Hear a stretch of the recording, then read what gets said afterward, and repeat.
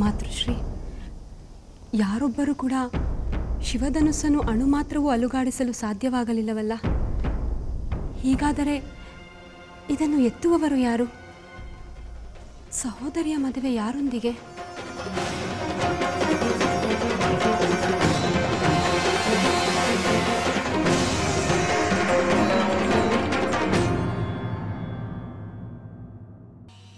ಮಾತಾಶ್ರೀ, ತಾವು ಏನನ್ನೋ ಯೋಚಿಸುತ್ತಿರುವಿರಿ?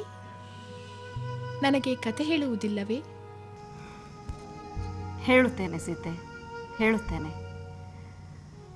ಆದರೆ ಸ್ವಯಂವರಕ್ಕೆ ಬಂದ ರಾಜಕುಮಾರರೆಲ್ಲ ಆ ಶಿವಧನಸ್ಸನ್ನು ಎತ್ತಲೂ ಕೂಡ ಆಗದೆ ವಿಫಲವಾಗುತ್ತಿರುವುದರ ಬಗ್ಗೆ ಯೋಚಿಸುತ್ತಿದ್ದೆ.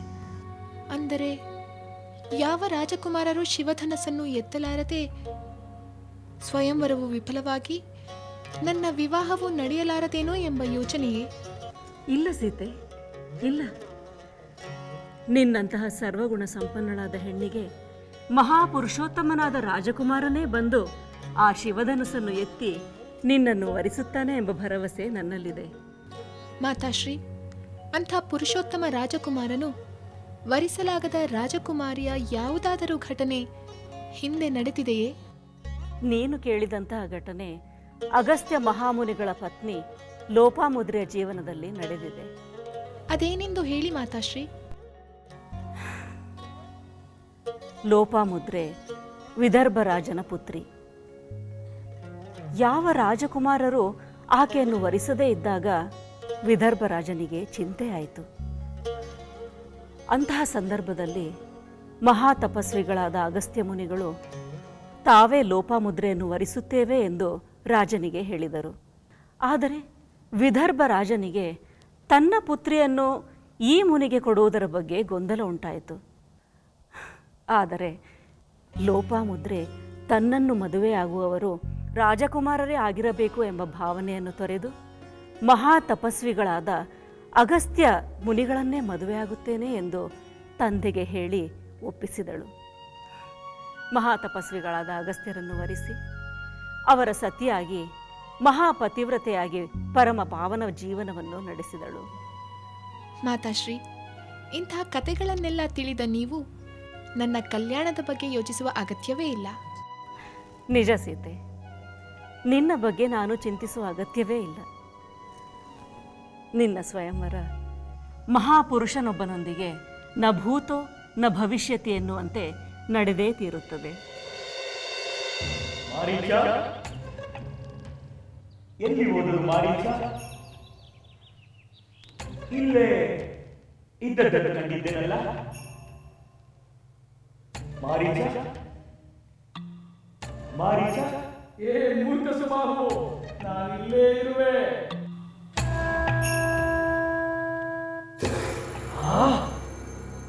ಆಹಾ, ಮಾರೀಚ ಮಾಯಾರೂಪ, ಧಾರಿಣಿಯರು ಮಹಾ ನಿಸ್ಸೀಮ. ಈ ನಿಮ್ಮ ಮಹಾಶಕ್ತಿಯನ್ನು ವಿಶ್ವಾಮಿತ್ರರು ಯಜ್ಞ ಸಂರಕ್ಷಣೆಗಾಗಿ ತಂದಿರುವ ಬಾಲಕರ ಮುಂದೆ ಪ್ರದರ್ಶಿಸಿ. ವಿಶ್ವಾಮಿತ್ರರ ಜೊತೆ ಬಂದ ಆ ಬಾಲಕರು ಯಜ್ಞ ರಕ್ಷಣೆಗೆ ನಿಂತಿದ್ದಾರೆ. ಅವರನ್ನು ಸರ್ವನಾಶ ಮಾಡಲೇಬೇಕು.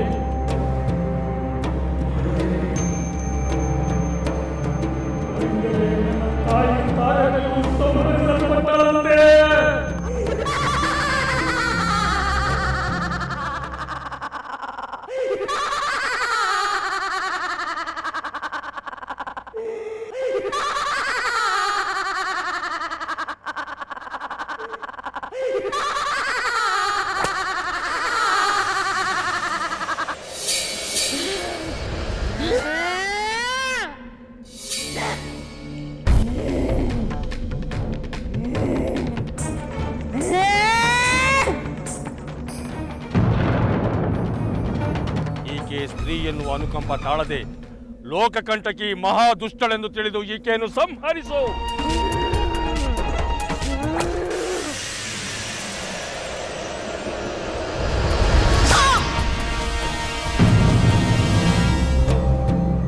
ಸಮಾಧಾನ ಮಾಡಿಕೊ ಮಾರೀಚ. ಸ್ವಾಮಿ ಕಾರ್ಯ ಸ್ವಕಾರ್ಯವೆಂಬಂತೆ ಯಜ್ಞವನ್ನು ನಾಶ ಮಾಡುವುದರ ಜೊತೆಗೆ ಆ ಬಾಲಕರನ್ನು ಸಂಹಾರ ಮಾಡಿಬಿಡೋಣ. ಅದಕ್ಕೂ ಮುನ್ನ ಈ ವಿಚಾರವನ್ನು ನಮ್ಮ ಪ್ರಭು ಲಂಕೇಶ್ವರರಿಗೆ ತಿಳಿಸೋಣ. ಹಾಗೇ ಮಾಡೋಣ. ರಾವಣೇಶ್ವರರಿಗೆ ಜಯವಾಗಲಿ, ರಾವಣೇಶ್ವರಿಗೆ ಜಯವಾಗಲಿ. ಪ್ರಭು ಲಂಕಾಧೀಶ್ವರ, ಅನಾಹುತವಾಯಿತು, ಅನಾಹುತವಾಯಿತು. ಸಾಕು ಮಾಡು ನಿನ್ನ ಪ್ರಲಾಪವನ್ನು. ಈ ರಾವಣನಿಗೆ ಶರಣಾದವರಿಗೆ ಹಿತವೇ ಹೊರತು ಅನಾಹುತವಾಗುವುದಿಲ್ಲ. ಮಾರೀಚ, ನೀನೇಕೆ ಮೌನದಿಂದಿರುವೆ? ಏನಾಯಿತು? ನಾವು ನಾಶ ಮಾಡಿದ್ದ ಯಜ್ಞವನ್ನು ವಿಶ್ವಾಮಿತ್ರರು ಪುನರಾರಂಭಿಸಿ ಆ ಯಜ್ಞ ರಕ್ಷಣೆಗೆ ಅಯೋಧ್ಯೆಯಿಂದ 2 ಬಾಲಕರನ್ನು ಕರೆತಂದಿದ್ದಾರೆ ಪ್ರಭು. ಅದು ತಿಳಿದಿರುವ ವಿಷಯವೇ. ಅಯೋಧ್ಯೆಯ ಬಾಲಕರಿಬ್ಬರು ಯಜ್ಞ ರಕ್ಷಣೆಗೆ ಬಂದರೆ ಅನಾಹುತವಾಗುವುದೇ? ಮಾರೀಚ, ಸುಬಾಹು, ಮತಿಭ್ರಾಂತರಾದಂತೆ ಮಾತನಾಡಬೇಡಿ. ಬಾಲಕರಿಬ್ಬರು ಬಂದರೆ ವೀರಭದ್ರನೇ ಬಂದಂತೆ ಆತಂಕಗೊಂಡಿರುವರೇಕೆ? ಮಹಾಪ್ರಭು, ಆ ಬಾಲಕರಿಬ್ಬರು ಅಯೋಧ್ಯೆಯ ಅಧಿಪತಿಯಾದ ದಶರಥನ ಪುತ್ರರು, ರಾಮ ಲಕ್ಷ್ಮಣ. ರಾಮ ಲಕ್ಷ್ಮಣರು ದಶರಥನ ಪುತ್ರರೇ? ಅಯೋಧ್ಯೆಯ ಅರಸು ಕುಮಾರರು. ಅವರಿನ್ನು ಬಾಲಕರು. ನೀವು ರಾವಣನ ಬಂಟರಾಗಿ ಅರಸು ಕುಮಾರರು ಕೌಶಿಕನ ಯಜ್ಞ ರಕ್ಷಣೆಗೆ ಬಂದರೆ ಚಿಂತೆಯಿಂದ ನನ್ನ ಮುಂದೆ ಬಂದು ನಿಂತಿರುವಿರಲ್ಲ. ನಾಚಿಕೆಗೇಡು, ನಾಚಿಕೆಗೇಡು. ಪ್ರಭು ಲಂಕಾಧೀಶ್ವರ, ಆ ರಾಮನು ತಾಟಕವನದಲ್ಲಿ ಅಪ್ರತಿಮ ಬಲಶಾಲಿಯಾದ ಮಾರೀಚನ ತಾಯಿ ತಾಟಕಿಯನ್ನು ಸಂಹಾರ ಮಾಡಿದನು.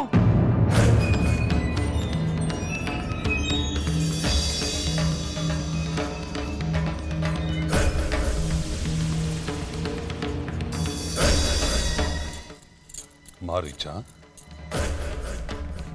ಆ ಬಾಲರಾಮನು ನಿನ್ನ ತಾಯಿ ತಾಟಕಿಯನ್ನು ಸಂಹಾರ ಮಾಡಿದನೆ? ಹೌದು ಪ್ರಭು. ಆದ್ದರಿಂದಲೇ ಅವನು ಸಾಮಾನ್ಯನಲ್ಲವೆಂದು ನಾನು ನಿಮಗೆ ಹೇಳಿದ್ದು. ಅದಕ್ಕಾಗಿಯೇ ಇರಬೇಕು ಆ ವಿಶ್ವಾಮಿತ್ರರು ಯಜ್ಞ ರಕ್ಷಣೆಗೆ ಆ ರಾಮನನ್ನೇ ಕರೆತಂದಿರುವುದು.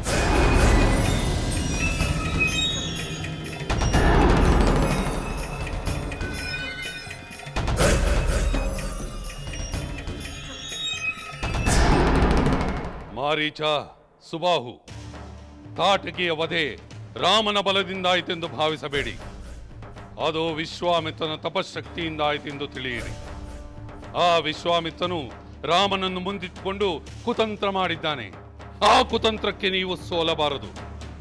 ಆದ್ದರಿಂದ ಈ ಕ್ಷಣವೇ ಹೋಗಿ ವಿಶ್ವಾಮಿತ್ರನ ಯಜ್ಞವನ್ನು, ಆ ರಾಮ ಲಕ್ಷ್ಮಣರನ್ನು ನಾಶ ಮಾಡಿ.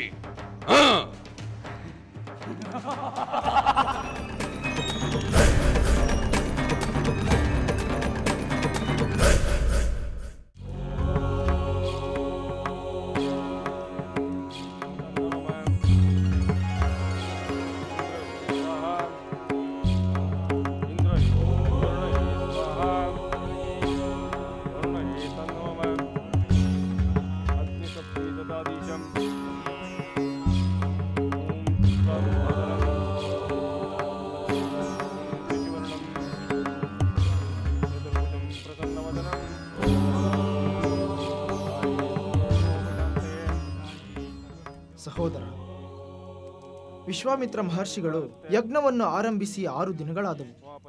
ಆದರೂ ಈ ಮಾರೀಚ ಸುಬಾಹುವಿನ ಸುಳಿವೇ ಇಲ್ಲವಲ್ಲ? ಲಕ್ಷ್ಮಣ, ಹಾಗೆಂದುಕೊಂಡು ಕ್ಷಣ ಮಾತ್ರವೂ ಎಚ್ಚರ ತಪ್ಪಲು ಸಾಧ್ಯವಿಲ್ಲ. ಆ ರಾಕ್ಷಸರು ಕುತಂತ್ರಿಗಳು, ಮಾಯಾವಿಗಳು. ನಮ್ಮ ದಿಕ್ಕು ತಪ್ಪಿಸಿ ನಮ್ಮ ಮೇಲೆ ಆಕ್ರಮಣ ಮಾಡುವ ಸಂಚನ್ನು ಮಾಡುವವರೂ ಆಗಿರಬಹುದು. ಈ ಯಜ್ಞ ಮುಗಿಯುವ ಹಂತದಲ್ಲಿ ವಿಘ್ನ ಮಾಡಿದರೂ ಸಹ ಯಜ್ಞ ಫಲಪ್ರದವಾಗುವುದಿಲ್ಲ. ನಿಜ ಸಹೋದರ. ಹಾಗಾದರೆ ಯಜ್ಞ ಕೊನೆ ಹಂತಕ್ಕೆ ಬರುವವರೆಗೂ ಆ ರಾಕ್ಷಸಾಧಮರು ಕಾಯುತ್ತಾ ಕುಳಿತಿರಬಹುದು. ಸಹೋದರ, ಅಲ್ಲಿ ನೋಡು.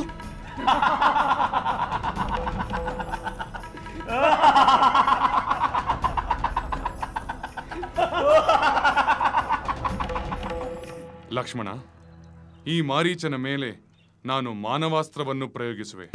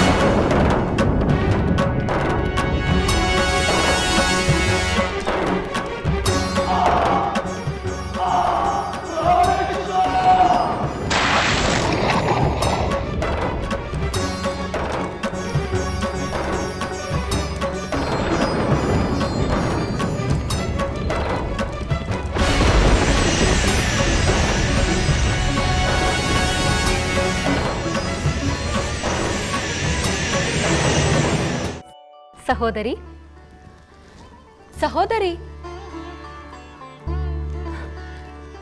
ನೀನು ಉದ್ಯಾನವನಕ್ಕೆ ಬರಲೇ ಇಲ್ಲ. ನಾನು ನಿನಗಾಗಿ ಕಾಯುತ್ತಿದ್ದೆ. ನನ್ನನ್ನು ಕ್ಷಮಿಸು ಊರ್ಮಿಳೆ. ನಾನು ಮಾತೃಶ್ರೀಯವರ ಬಳಿ ಮಹಾಸ್ತ್ರೀಯರ ಕತೆ ಕೇಳುತ್ತಿದ್ದೆ. ನನಗೆ ಸಮಯ ಕಳೆದದ್ದೇ ತಿಳಿಯಲಿಲ್ಲ. ಸಹೋದರಿ, ಇತ್ತೀಚೆಗೆ ನೀನು ಮಹಾಸತಿಯರ ಕಥೆಯನ್ನು ಕೇಳಲು ಹೆಚ್ಚು ಸಮಯ ವಿನಿಯೋಗಿಸುತ್ತಿರುವೆಯಲ್ಲ? ಊರ್ಮಿಳೆ, ನಾವು ಬಾಲ್ಯದಲ್ಲಿ ಆಟ ಪಾಠಗಳಿಗೆ ಹೆಚ್ಚು ಸಮಯ ಕಳೆದ ಹಾಗೆ ನಾವು ಮುಂದೆ ಪತಿಯ ಗೃಹಕ್ಕೆ ಸೇರಬೇಕಾಗಿರುವುದರಿಂದ ಸತಿಯ ಹಾಗೆ ನಿರ್ವಹಿಸಬೇಕಾದ ಜವಾಬ್ದಾರಿಗಳನ್ನು ಕುರಿತು ತಿಳುವಳಿಕೆ ಪಡೆಯಬೇಕು ಅಲ್ಲವೇ? ಸಹೋದರಿ, ಹಾಗಾದರೆ ನೀನು ಮಹಾಸತಿಯರ ಕಥೆಯನ್ನು ಕೇಳಿ ಮಹಾಸತಿಯಾಗಿಯೇ ಕೀರ್ತಿ ಪಡೆಯಬೇಕೆಂದು ಸಿದ್ಧತೆ ಮಾಡಿಕೊಳ್ಳುತ್ತಿದ್ದರೆ ನಿನ್ನನ್ನು ಸತಿಯಾಗಿ ಪಡೆಯಲು ಯಾವ ಭಾಗ್ಯಶಾಲಿಯೂ ಶಿವಧನುಸ್ಸನ್ನು ಎತ್ತುವಂತಹ ಪರಾಕ್ರಮವನ್ನು ತೋರದೆ ವಿಫಲರಾಗಿ ಹೋಗುತ್ತಿದ್ದಾರಲ್ಲ?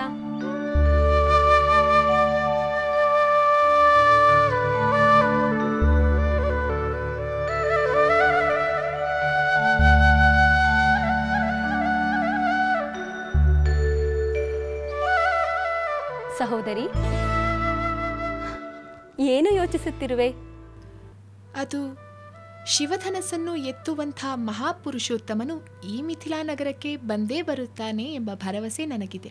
ಆಗಲಿ ಆಗಲಿ ಸಹೋದರಿ. ಈ 7 ಲೋಕದಲ್ಲಿ ಏಕಮೇವಾದ್ವಿತೀಯ ಪರಾಕ್ರಮಶಾಲಿ ಅನುಪಮ ಸುಂದರನೂ ಆದ ಪುರುಷೋತ್ತಮನಾದವನು ನಿನ್ನನ್ನು ವರಿಸಲೆಂದು ಮಿಥಿಲೆಗೆ ಬರುವನೆ? ನನ್ನ ಸಹೋದರಿ ಕೊರಳಿಗೆ ಮಂಗಳಮಾಲೆಯನ್ನು ಹಾಕುವನೋ ಎಂದು ಚಿಂತೆಯಾಗುತ್ತಿದೆ. ಆಹಾ, ನನಗಿಲ್ಲದ ಚಿಂತೆ ನಿನಗೇಕೆ? ನಡಿ, ಆಟವಾಡೋಣ.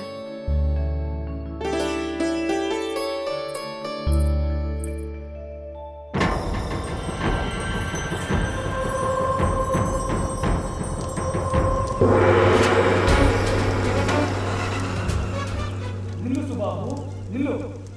ದುಡುಕಬೇಡ. ರಾಮ ಲಕ್ಷ್ಮಣರು ಬಾಲಕರೇ ಆದರೂ ಸಾಮಾನ್ಯರಲ್ಲ.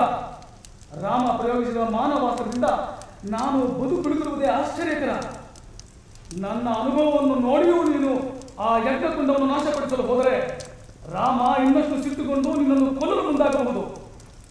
ಆದ್ದರಿಂದ ನೀನು ಆ ಯಜ್ಞಕುಂಡವನ್ನು ನಾಶಪಡಿಸಲು ಹೋಗುವುದು ಬೇಡ. ಇಲ್ಲ, ಸಾಧ್ಯವೇ ಇಲ್ಲ.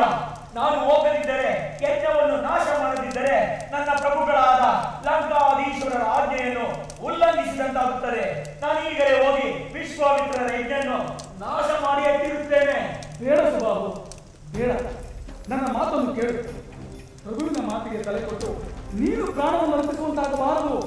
ಮಾರೀಚ, ನಮಗೆ ಸಕಲ ಭೋಗ ಭಾಗ್ಯಗಳನ್ನು ನೀಡಿದ ಪ್ರಭುಗಳ ಆಜ್ಞೆಯನ್ನು ಮೀರಿ ಪ್ರಾಣಕ್ಕೆ ಹೆದರಿ ಹೇಡಿಯಂತೆ ಹೋರಾಡದೆ ಸೋತು ಹೋಗುವುದಿಲ್ಲ. ಸೋತರು ಸರಿ, ಸತ್ತರು ಸರಿ. ಜಯ ಲಂಕಾಧೀಶ್ವರ. ಸುಬಾಹು, ಈ ರಾವಣನ ಮಾತನ್ನು ಯಾವಾಗ ಕೇಳಬೇಕು, ಯಾವಾಗ ಕೇಳಬಾರದು ಎಂಬುದೇ ದೊಡ್ಡ ಸಮಸ್ಯೆ.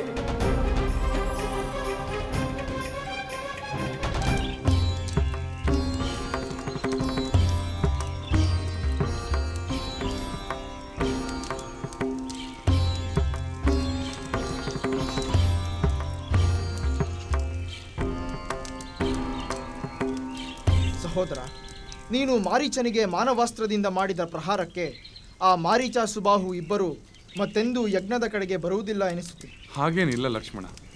ಅವರು ತಮ್ಮ ಬಲವನ್ನು ಇನ್ನಷ್ಟು ಜೊತೆಗೂಡಿಸಿಕೊಂಡು ನಮ್ಮ ಮೇಲೆ ಆಕ್ರಮಣ ಮಾಡಿದರೆ ಏನೂ ಆಶ್ಚರ್ಯವಿಲ್ಲ. ನಿನ್ನ ಮಾತು ನಿಜ ಸಹೋದರ. ಅದೋ ನೋಡು, ಆ ಸುಬಾಹು ಮತ್ತೆ ಈ ಯಜ್ಞದ ಕಡೆಗೆ ಪ್ರವೇಶ ಮಾಡುತ್ತಿದ್ದಾನೆ.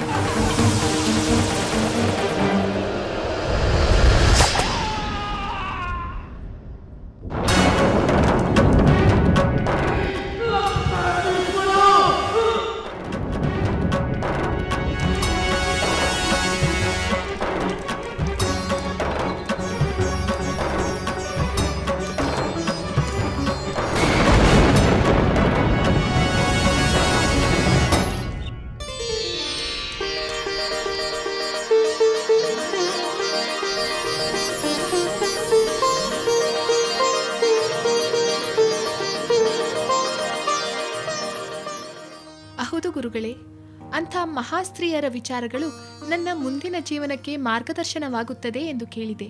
ಅದು ಸ್ತ್ರೀ ಕುಲಕ್ಕೆ ಎಚ್ಚರಿಕೆಯ ಪಾಠವಾಗಬಹುದು ಎಂದು ನಿನಗೆ ನಾನು ಹೇಳುತ್ತಿದ್ದೆ. ಇವೆಲ್ಲ ರಾವಣನ ಲಕ್ಷಣಗಳು. ಪರಾಕ್ರಮವಿರುವುದೇ ಪ್ರದರ್ಶನಕ್ಕೆ ಎಂದು ಆ ಮಿಥಿಲೆಯಲ್ಲಿ ತೋರಿ ಬರುತ್ತೇನೆ.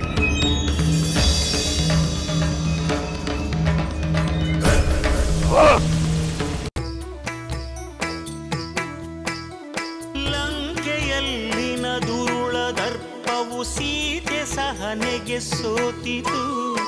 ಅಂಕೆ ಇರದ ಅಸುರ ಕುಲವು ರಾಮ ಬಾಣಕ್ಕೆ ಅಡಗಿತು. ದೂರವಿರಲಿ ಸನಿಹವಿರಲಿ ರಾಮ ಹೃದಯ ನಿವಾಸಿನಿ. ಯುಗವು ಯುಗವು ಸಾಗಲಿ ಅಕಳಂಕ ಪ್ರೇಮ ಪ್ರಬೋಧಿನಿ. ಅಮರ ಗಾಧೆ ಧರಣಿ ಜಾತೆ ಸಾಧ್ವೆ ಸೀತೆ ಸುಚರಿತೆ. ಸಹನ ಶಕ್ತಿ ಪತಿಯ ಭಕ್ತಿ ಲೋಕಮಾನ್ಯ ವಂದಿತೆ.